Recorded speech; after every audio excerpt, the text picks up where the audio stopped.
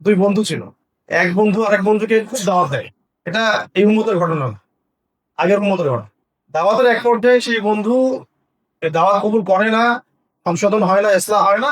একদিন বলে বসলো সেই বন্ধু যে, আল্লাহ তোকে কখনো মাফ করবে না। তোকে এত দাওয়াত দিই, এত বোঝাই, তোর কথা শুনিস না, আল্লাহ তোকে কখনো মাফ করবে না। এমন কথা আমাদের সঙ্গে অহরহ বলে।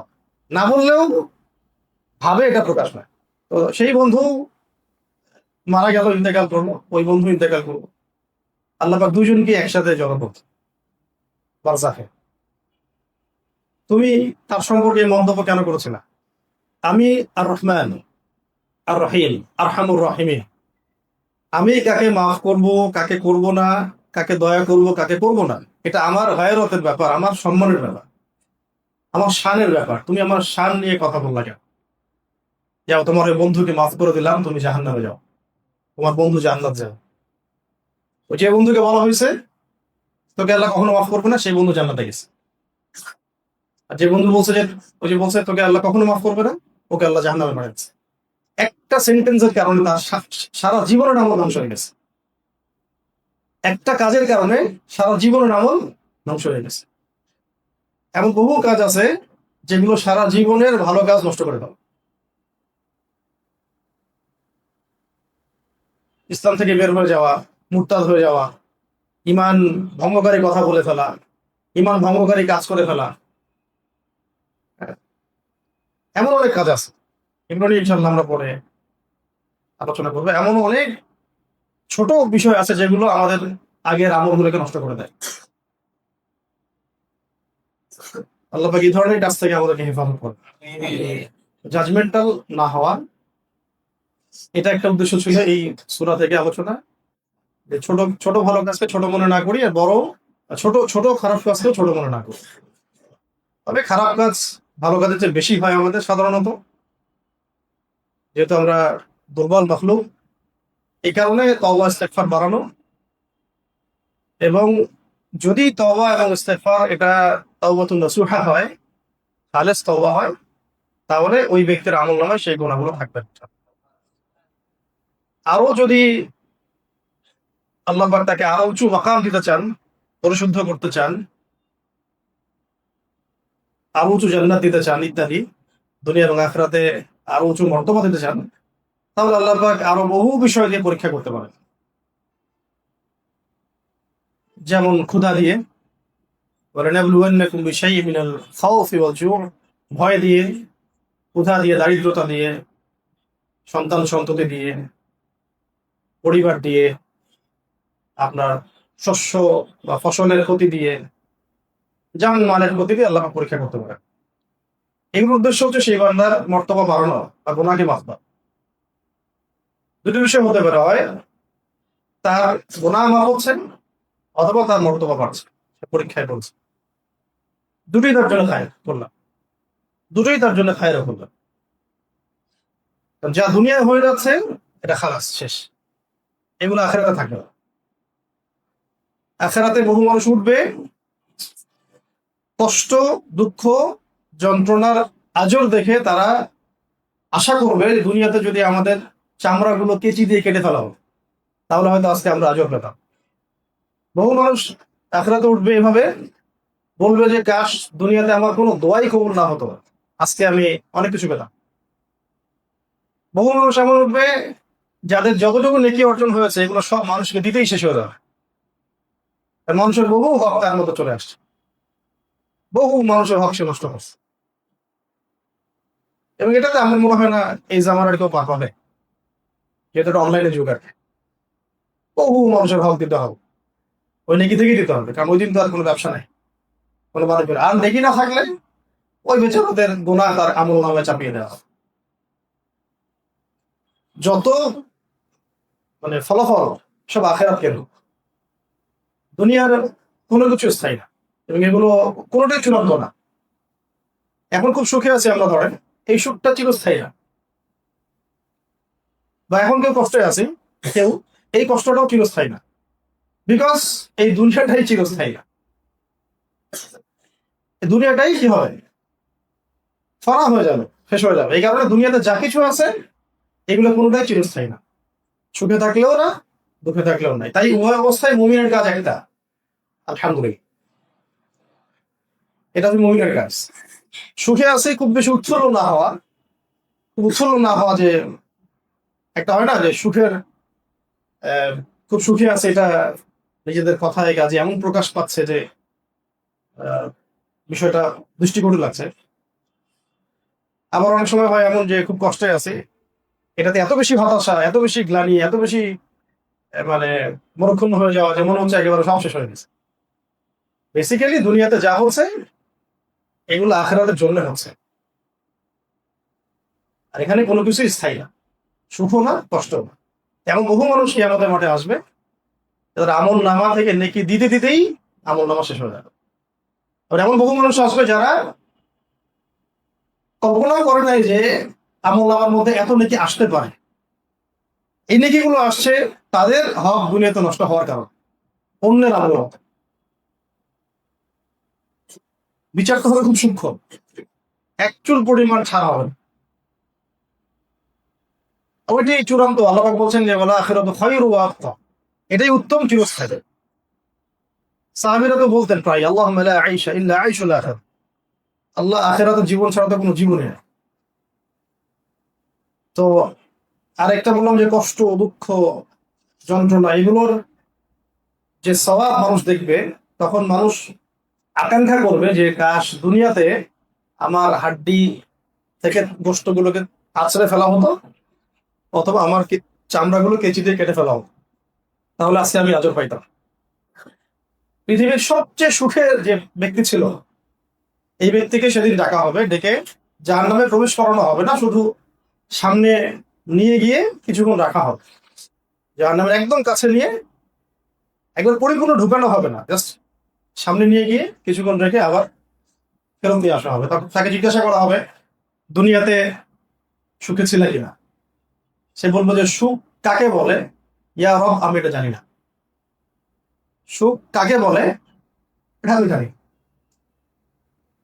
আরেকজন ব্যক্তিকে জান্নাতে ঢুকানো হবে না, জান্নাতের কাছে নিয়ে যাওয়া হবে, সে ঘ্রাণ পেতে থাকবে, জান্নাতের নাজ নেয়ামতের একটা আভাস অনুভব করতে থাকবে। তারপরে তাকে সরিয়ে নিয়ে আসা, তাকে বলা হবে দুনিয়াতে কখনো কষ্ট ছিল। সে বলবে যে আল্লাহ কষ্ট কাকে বলে, আমি তো কষ্টের কোনো সংজ্ঞাই জানি না। কষ্ট কাকে বলে, কষ্টের তো আমি কোনো সংজ্ঞাই জানি না। এটা হলো আমাদের সামনে অপেক্ষা করা একটা জীবন। আজকে যদি আহ এই 5.6 মাত্রা হোক আর 6 মাত্রার হোক বা 7-8, এটা যদি আধা ঘন্টা 30 সেকেন্ড স্থায়ী হয় বা 1 মিনিট স্থায়ী হতো, আজকেও এই সফর বহু মানুষের শুরু হয়ে যেত। যখন শুরু হয়েছিল তখন তো মনে হচ্ছিল যে হয়তো বা হয়ে গেছে, এভাবেই হয়তো শেষ আজকে। ওই সময় আমার মনে হয় না কারো বাবা মা ভাই বোন স্ত্রী সন্তান কথা মনে ছিল, সবাই জানে এইটাই হবে বড় কারণ। এটা তো সামান্য একটা 1 মিনিটও হয় না, কয়েক সেকেন্ড। আর কিয়ামতেরটা আল্লাহ পাক সূরা হজে বলেছেন, প্রথম আয়াত, সূরা হজের প্রথম আয়াতে, যে ইন্না জালজালাতাস সাআ শাইউন আযীম।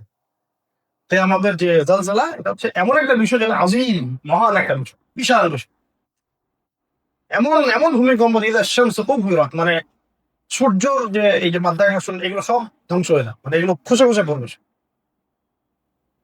ওয়া ইযা নুজুমু ইনকাদারাত, একটার সাথে একটা নক্ষত্র আমরা যেটা দেখি তারা, এগুলো সংঘর্ষ হতে থাকে, মানে এখানে কোনো মাধ্যাকর্ষণ কাজ করতেছে, শেষ।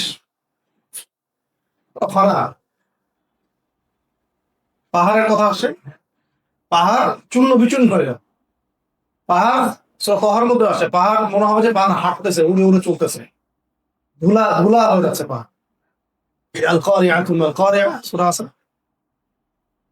ওয়া মা আদরাকা মাল কারিআ ইয়াওমা ইয়াকুনুন নাস কাল ফারাশিল মাবথুথ। আমরা যে লাইটের মধ্যে পোকাগুলো দেখি, দেখছেন না, লাইটের মধ্যে পোকাগুলো যে উড়ে উড়ে বেড়ায়, মানুষের অবস্থা এমন হবে। কাল ফারাশিল মাবথুথ ওয়া তাকুনুল জিবাল কাল ইজলিল মানফুশ, এই পাহাড় হবে ধুলার মতো উঠতে থাকে। পাহাড় যদি ধুলার মতো উঠতে থাকে, পৃথিবীর কি অবস্থা হবে?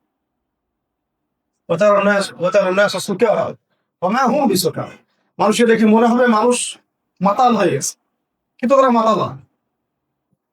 এমনি আফটার শকে মানুষের মাথা ঘুরে না, এটা হওয়ার পর তো আধা ঘন্টা মনে হচ্ছিল যে আমরা মনে হয় ওই ওই ইয়ের মধ্যেই আছে, ঘুরতেছে না। ওটা তো সেই আজিম, বিশাল। এটা নিয়ে বহু কথা কোরআনে আছে। আর এগুলো আখিরুজ্জামানে এগুলো বাড়তে থাকে। এগুলো আমি অনেকদিন আগে বলছিলাম আপনাদের, এগুলো ডে বাই ডে এগুলো বাড়তে থাকে। সানাওয়াতু জালাজিল আসবে সামনে, সানাওয়াতু জালাজিল মানে ভূমিকম্পের বছরগুলো আসতে থাকে, মানে বছরের পর বছর একটা একটা করে ভূমিকম্প হতে থাকবে। আস্তে আস্তে আস্তে কিয়ামতের আগে বড় বড় তিনটা, এমন বড় তিনটা যে তিনটাতে জমিন একদম নিচে ধসে যায়, ওটা অস্তিত্বহীন হয়ে যাবে। একটা হলো পৃথিবীর পূর্ব দিকে, পূর্ব দিক এর মধ্যে আমরাও পড়ে গেছি, একটা পশ্চিমে, একটা মাঝখানে, আরো।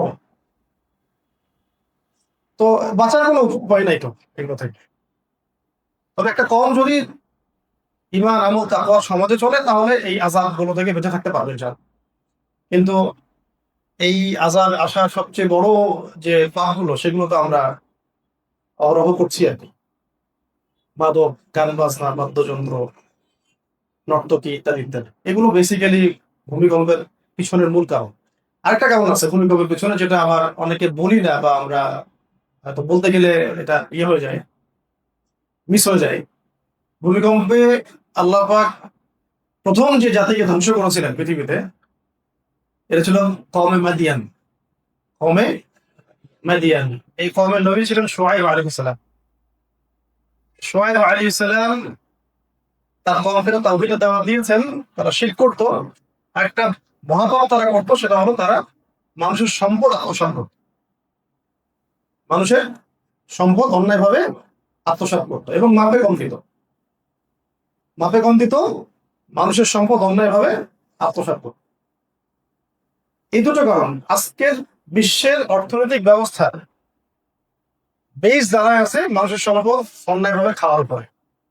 সুদের মধ্য দিয়ে হোক, দুর্নীতির মধ্য দিয়ে হোক, কাগজের টাকার মধ্য দিয়ে হোক, ইলেকট্রনিক মানির মধ্য দিয়ে হোক, বিটকয়েন্সের মধ্য দিয়ে হোক, শুধু মানুষের সম্পদ কিভাবে অন্যায়ভাবে লুটে পুটে খাওয়া যায়, এবং করাপশন তো আছে।